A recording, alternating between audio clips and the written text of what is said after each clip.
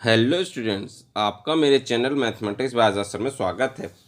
और आपने अभी तक मेरे चैनल को सब्सक्राइब नहीं किया है तो चैनल को सब्सक्राइब कर लें, बेल आइकन को प्रेस कर लें।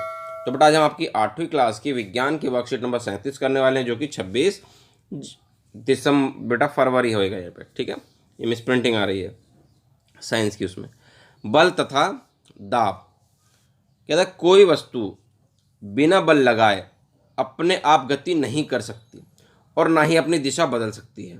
अगर हम किसी वस्तु पर बल ना लगाएं तो ना तो गति कर सकते, ना ही दिशा बदल सकती है। किसी वस्तु के आकार को बल लगाए बिना नहीं बदला जा सकता और ना ही उसका आकार हम बिना बल लगाए बदल सकते हैं। बल के प्रकार, बल दो प्रकार का है बेटा, संपर्क बल और असंपर्क बल। संपर्क बल कौन सा होता है? एक दूसरे के साथ सीधे संपर्क में वस्तुओं के बीच लगने वाला बल संपर्क बल कहलाएगा। जैसे पेशीय बल, हम जीना चढ़ते हैं, कोई भी काम करते हैं, या घर्षण बल, दो सतहों के बीच जो लगता बल है बेटा, वो घर्षण बल कहलाता है। उसका देता है पेशीय बल, मांसपेशियों की क्रिया के कारण लगने वाले बल को क्या कहते हैं?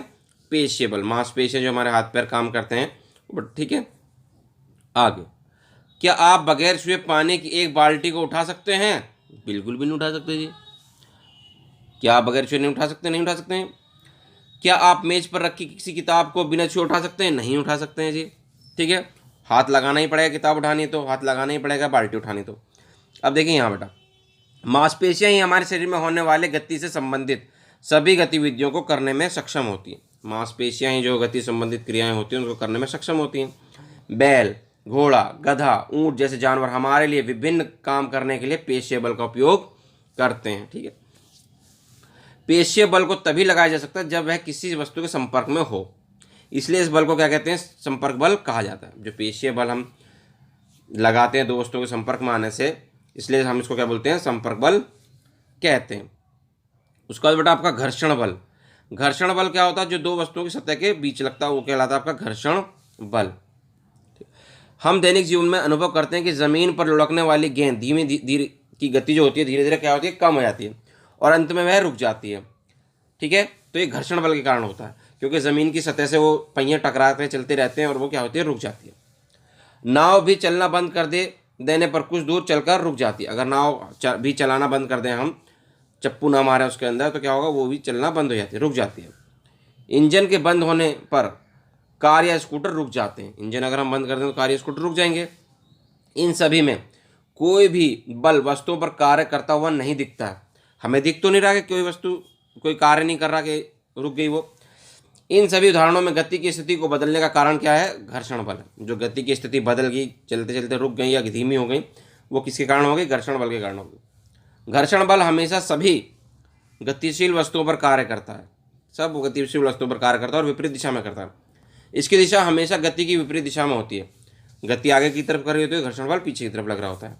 यह भी क्या है? एक संपर्क बल होता है बेटा, घर्षण बल भी, क्योंकि यह बल सतहों के बीच संपर्क के कारण उत्पन्न होता है।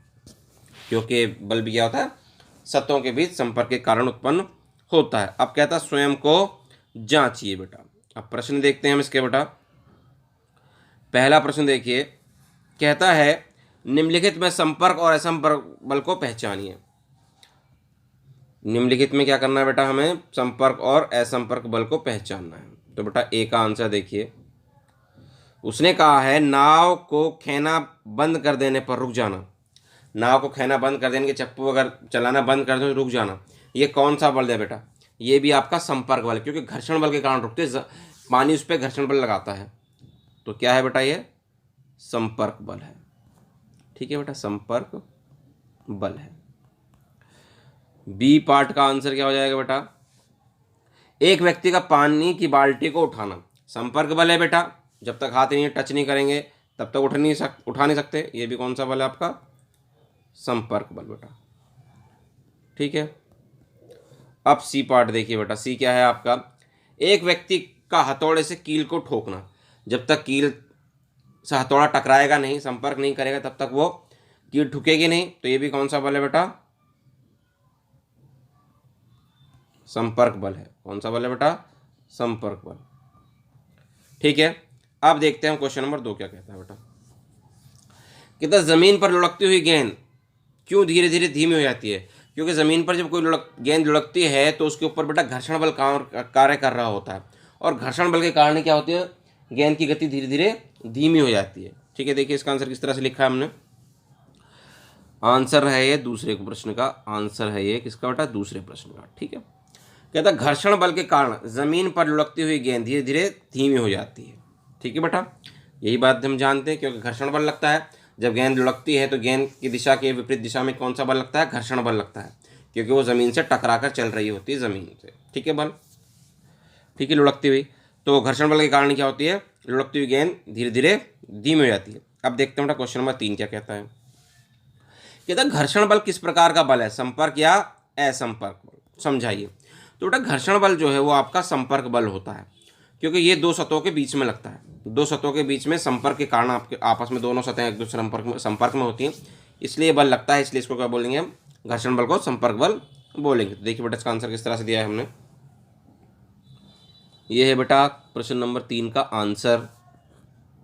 ठीक है बेटा, ये आंसर है तीसरे प्रश्न का। कहता है घर्षण बल क्या है, संपर्क बल है। घर्षण बल क्या है, संपर्क बल है, क्योंकि यह बल जो होता है दो सतहों के बीच संपर्क के कारण उत्पन्न होता है।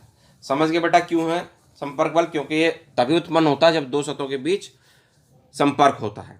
ठीक है, इस तरह से बेटा आपकी वर्कशीट पूरी होगी। उम्मीद करते हैं आपको अच्छे समझ में आ गई होगी। वीडियो पसंद आई तो वीडियो को लाइक करना, शेयर करना और कमेंट करना। और आपने अभी तक हमारे चैनल को सब्सक्राइब नहीं किया है तो चैनल को सब्सक्राइब कर लें, बेल आइकन को प्रेस कर लें। मिलते हैं आपसे अगली वीडियो में।